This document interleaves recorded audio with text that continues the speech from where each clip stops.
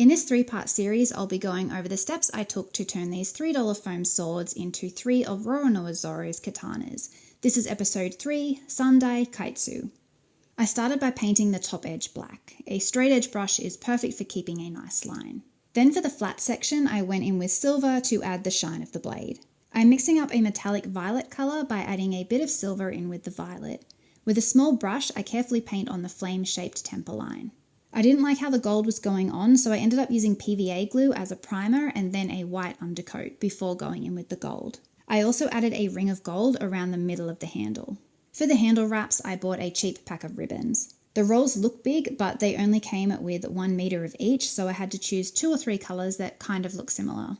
I used pins to help secure things in place while the glue dries. For this handle, I twisted the ribbon on both sides to give it diamond shapes in the background. I then wrapped a loop of ribbon at the top and bottom to finish it up, and repeated that for the lower section as well.